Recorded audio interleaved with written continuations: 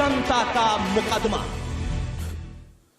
दोस्तों, मैं इस वक्त जस्टिस फॉर रुपेश पांडे के साथ खड़ा हूं। ये 17 साल का हिंदू लड़का, इस देश का नागरिक, ये व्यक्ति झारखंड के अंदर एक मुस्लिम मॉब ने इसको पथराव किया। इस पर जब सरस्वती पूजा का विसर्जन चल रहा था और विसर्जन से वो पूरा का पूरा जुलूस आगे बढ़ रहा था, पथराव हुआ। इसमें 17 साल के लड़के की, रुपेश पांडे की जान चली गई। इसमें एफआईआर भी हुई है। मेरे साथ झारखंड भारतीय जनता पार्टी के अध्यक्ष जुड़ रहे हैं। मेरे साथ दीपक प्रकाश जी जुड़ रहे हैं। मेरे साथ जुड़ने के लिए बहुत बहुत धन्यवाद। 8 बजे के सबसे ज्यादा देखा जाने वाले शो में जस्टिस फॉर रुपेश पांडे की लिंचिंग, ऐसा लिंचिंग जो है या उस पे पथराव जो हुआ है, उसके कारण उसकी जान गई है। आप कह रहे हैं कि झारखंड की सरकार इस केस में स्लो है,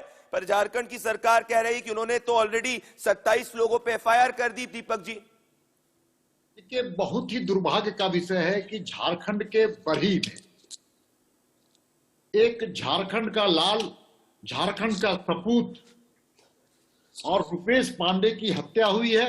ये एक शर्मनाक और एक शर्मसार करने वाली घटना है। ये कोई साधारण घटना नहीं है। ये घटना मॉब लिंचिंग के द्वारा एक नौजवान की हत्या की गई है। और उतना ही नहीं, एक गरीब, एक निर्धन परिवार से, जो बेचारे अपने जीवन यापन को पेट भरने के लिए एक मोबाइल की दुकान में नौकरी करता था। दोष यही था कि सरस्वती पूजा के विसर्जन में सरस्वती माँ की भक्त के रूप में एक विद्या का भी वो काम करता था, विद्यार्थी भी था, तो वो विसर्जन के जुलूस में शामिल था और वो जुलूस शांतिपूर्वक जा रहा था।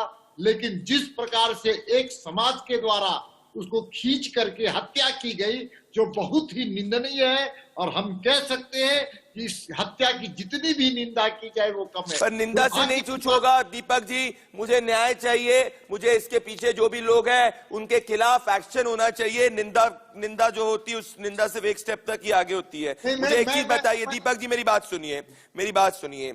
ये जो पूरे के पूरे सेक्युलर कबाल है इस देश का, जो रिग्रेसिव माइंडसेट को सपोर्ट करता है हिजाब बैन पे, हिजाब रो पे, जो कहता है कि भाई बच्चियां स्कूल ना जाएं पर हिजाब पहने, वो रुपेश पांडे के न्याय पर बिल्कुल चुप है। क्यों? देखिए, दुर्भाग्य इस छद्म धर्मनिरपेक्षता की बात करने वाले, मानवाधिकार की बात करने वाले, और ऐसे जो हम कह सकते हैं कि झारखंड के संदर्भ में कह सकते हैं कि झारखंड मुक्ति मोर्चा और कांग्रेस और आरजेडी के लोग आज मौन धारण क्यों है? एक बड़ी घटना घटी है, मॉब लिंचिंग हुआ है, 27 लोगों पर आपराधिक मुकदमा दर्ज हुआ है, लेकिन मात्र 2 लोग पकड़े गए हैं। और सरकार के तरफ से, मुख्यमंत्री के तरफ से, सरकार का कोई अदना पदाधिकारी भी कोई इस घटना की निंदा नहीं कर रहा है और घटना के प्रति चिंता व्यक्त नहीं कर रहा है। आप कह रहे हैं कि चिंता नहीं कर रहा है। दीपक जी, मेरा आखिरी सवाल आपसे कि क्या इस पे जानबूझकर वोट बैंक के कारण ये झारखंड की सरकार, कांग्रेस और जेएमएम की सरकार इसमें धीमी गति से काम कर रही है क्योंकि उनको उनके वोट बैंक का दर्द है? निश्चित तौर पर एक कानून, इस राज्य में एक कानून दूसरे के लिए और एक अपने लिए, ये कैसे चलेगा? ये केवल वोट बैंक की राजनीति है और वोट बैंक के माध्यम से केवल सत्ता प्राप्त करने के लिए समाज को तोड़ने का, समाज को तोड़ने का ये काम कर रही है सरकार। और राज्य की सरकार ये पहली घटना नहीं है, इसी प्रकार की घटनाओं का अंबार वहां लगा चुका है। जिंदा मॉब लिंचिंग के द्वारा भारतीय जनता पार्टी के कार्यकर्ता पर जिस प्रकार से जिंदा, मेरे लिए वो एक देश का नागरिक था, मेरे लिए वो एक हिंदू व्यक्ति था जो सिर्फ और सिर्फ सरस्वती पूजा पर जा रहा था, और इस पे न्याय होना चाहिए। दीपक जी, मेरा निवेदन है आपसे कि निंदा के आगे भी कड़ी कार्रवाई होनी चाहिए। ये मैं कह रहा हूं आपसे दीपक जी। भारतीय जनता पार्टी इस विषय को बहुत ही गंभीरता से लिया है। हमारे कार्यकर्ता आंदोलन कर रहे हैं। राज्य की सरकार लगातार भारतीय जनता पार्टी के आंदोलनों को कुचलने का, नेशनल मीडिया मौन क्यों है? मौन क्यों नेशनल मीडिया? हिंदू भावना है। दीपक जी, झारखंड की बात तो नेशनल मीडिया नहीं कर रही, क्यों? ये हिंदू, अब मैं, बड़ा दुर्भाग्य है कि ऐसे जो सेकुलर लोग हैं, इस देश को जो पिछले कई बार देश को बांटने का काम किया है, देश को टुकड़े टुकड़े करने वाले गैंग आज झारखंड में सक्रिय है और उनका समर्थन नक्सलवादियों के साथ है। और मैं फिर से कह रहा हूं कि ये वोट बैंक की राजनीति झारखंड को बर्बाद करने पर तुली हुई है और राज्य की सरकार मौनी बाबा बनी हुई है। ये सबसे बड़ा दुर्भाग्य। मेरे साथ बड़ी बात है, बीजेपी के झारखंड के प्रेसिडेंट कह रहे हैं ये वोट बैंक की पूरी राजनीति है जिसके कारण ये हो रहा है। मेरे साथ आप जुड़े दीपक जी, भारतीय जनता पार्टी झारखंड के प्रेसिडेंट, इस देश 8 बजे के शो जनता का मुकदमा में इंडिया न्यूज पे बहुत बहुत धन्यवाद। दीपक जी मेरे साथ, दीपक प्रकाश जी मेरे साथ इस मुकदमे पे मैं चाहता हूं ये 8 मिनट का जो फेस ऑफ है, 10 मिनट का तहसीन पूनेवाला सीनियर पॉलिटिकल एनालिस्ट, और आप इनको हर जगह देखते हैं, और मेरे साथ तुहीन सिन्हा भारतीय जनता पार्टी के नेशनल स्पोक्स पर्सन, झारखंड से आते हैं ये, और इनकी किताब भी बिरसा मुंडा पे काफी ज्यादा सक्रिय है। पर तुहीन, आप दोनों को मैं 30-30 सेकंड दूंगा अपनी बात रखने के लिए, और एक दूसरे के ऊपर मत बोलिएगा, और 30 से 32वें सेकंड पे मैं आ जाऊंगा। तुहीन, मुझे एक बात बताइए, रुपेश पांडे के लिए क्यों कहीं कुछ देश भर की मीडिया कुछ नहीं बोल रही?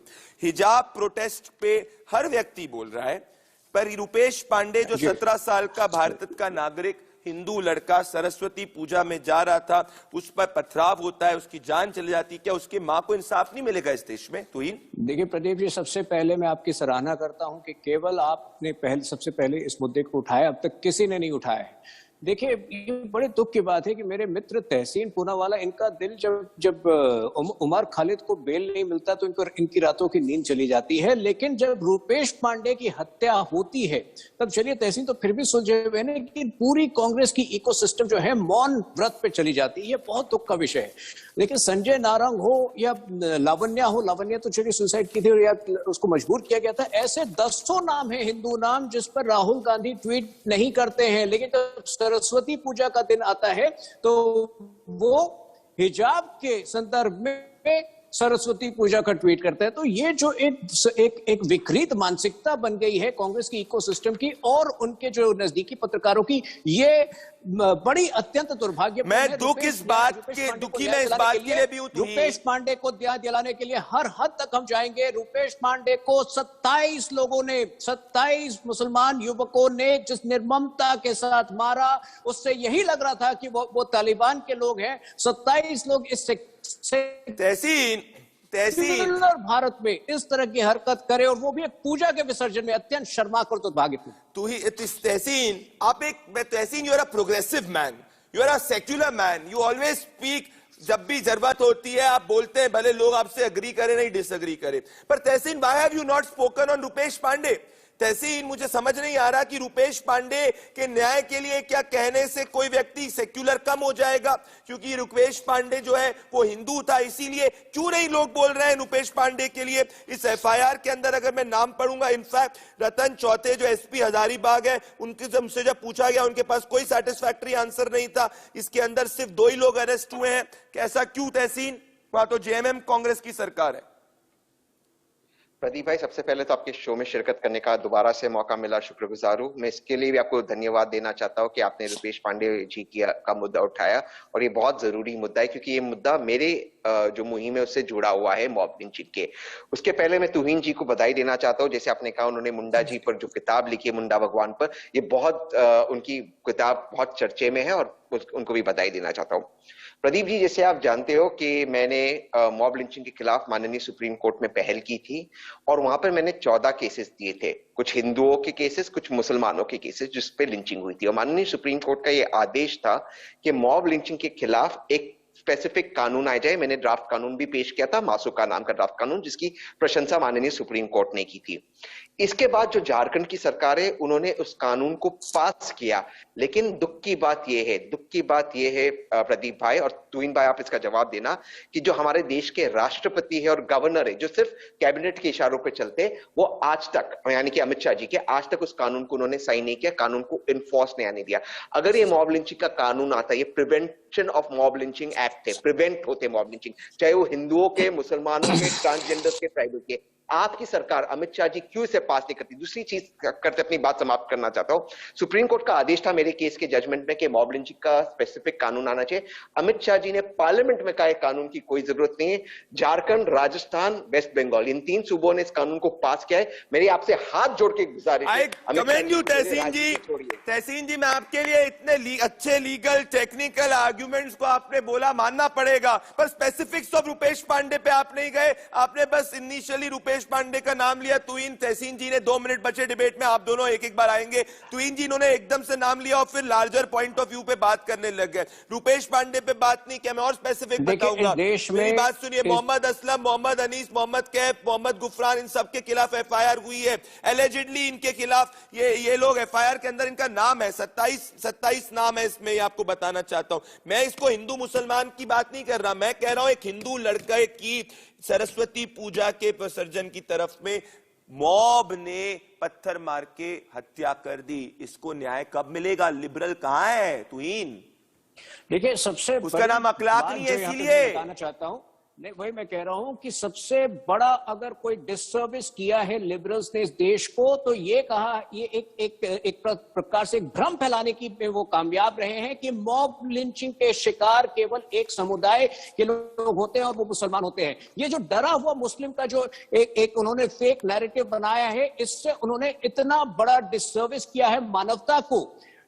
आज मैं तहसीन का जवाब देना चाहता हूं। देखिए, इस देश में पर्याप्त कानून है, मॉब लिंचिंग के लिए नहीं चाहिए एक्स्ट्रा कानून। क्या सीआरपीसी में इस प्रकार की निर्मम हत्या के लिए कानून नहीं है? क्या झारखंड की सरकार 27 लोग अगर एफआईआर में नाम जिनका होता है तो केवल 2 को गिरफ्तार करती है, बाकी को संरक्षण किसी न किसी प्रकार से प्रदान करती है? तो ये दोहरापन जो राज्य सरकार, कुछ विशेष राज्य सरकारों का रहा है, ये कारण रहा है कि ये इस प्रकार की लिंचिंग नहीं रुकती है। और जो लिबरल्स हैं उनका बहुत बड़ा हाथ है, क्योंकि वो एक स्क्यूड नैरेटिव फैलाते हैं कि मॉब लिंचिंग का शिकार तहसीन, मेरे पास 30 सेकंड है। तहसीन, आई एम वेरी डिसअपॉइंटेड कि कांग्रेस, डिसअपॉइंटेड के एक्सपेक्टेड ही था कि कांग्रेस पार्टी ने अभी तक इस पे बात नहीं की। क्यों? क्योंकि उसका नाम रुपेश था, अखलाक नहीं। क्यों कांग्रेस चुप है इस पे तहसीन? और जीएमएम उनका लाया है, आप लोग की सरकार, कांग्रेस की सरकार है। सबसे पहली बात जो तुहीन भाई कह रहे, सुप्रीम कोर्ट ने सारे आर्ग्यूमेंट सुने, दलीलें सुने, एजी की सुने और उनको ठुकराते हुए कहा कानून आना बेहद जरूरी है। आप जजमेंट पढ़ लीजिए। इसके बाद में गृह होम सेक्रेटरी के पास गया था और उस कानून की तारीफ की सुप्रीम कोर्ट ने, कहा इससे मॉब लिंचिंग रुकेगा। दूसरी चीज, रुपेश पांडे जी के बारे में उनकी जो इन्वेस्टिगेशन हो रही हो तो हो रही है। अगर ये कानून होता तो उनकी मॉब लिंचिंग नहीं होती। लेकिन आपकी अपेक्षा है कि कांग्रेस बोले, ये बात को मैं सहराता हूं, लेकिन माननीय प्रधानमंत्री ना अखलाक पे बोलते ना रुपेश पांडे पे बोलते। तो प्रधानमंत्री जी जो इस देश को चलाते वो चुप क्यों है? ये मेरा प्रश्न है। अगर प्रधानमंत्री जी मेरे कानून को पास कर दे, किसी की लिंचिंग न होगी, ना अखलाक। मैं आप दोनों से निवेदन कर रहा हूं, तहसीन और तुहीन, रुपेश पांडे के लिए दोनों ट्वीट करिएगा इस शो के बाद में, इफ और बट के बाद। तहसीन, मैं इंतजार करूंगा, आपकी ट्विटर पे बहुत फॉलोइंग है। तुहीन को पूरा झारखंड देखता है। मेरे साथ आप दोनों जुड़े।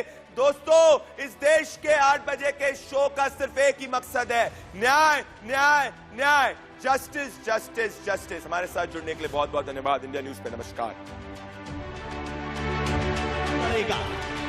जनता का मुकदमा।